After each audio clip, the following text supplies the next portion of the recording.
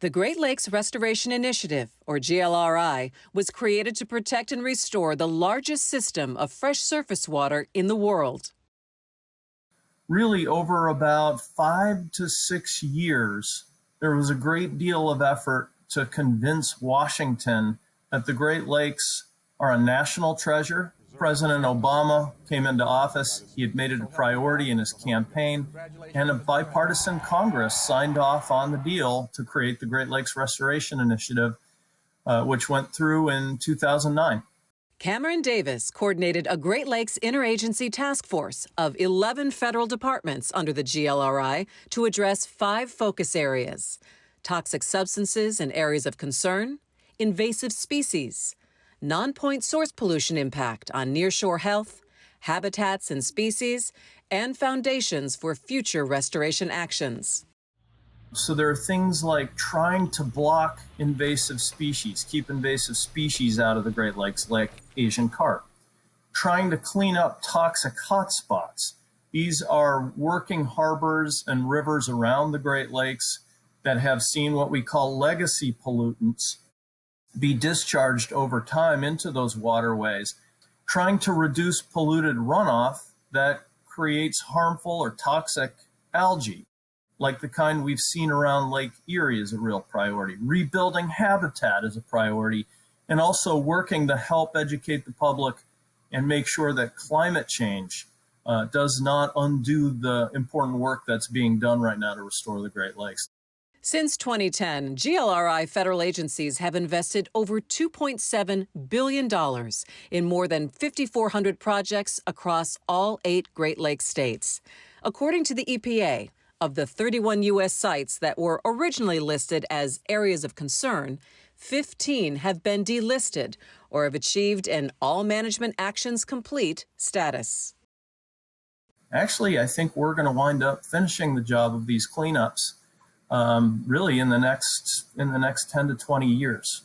There are many of us who thought that we may never see that day. Funds to support the GLRI are appropriated to the Environmental Protection Agency, which provides funding for restoration projects. The GLRI was originally funded under President Obama at $475 million. The budget was reduced to $300 million for 2011, and it stayed at about that level ever since. In 2019, President Trump proposed a budget that would have reduced funding for the program by 90%, from $300 million to $30 million.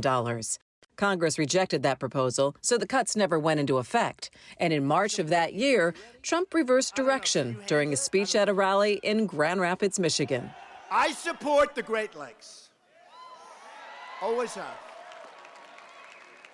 They're beautiful. They're big.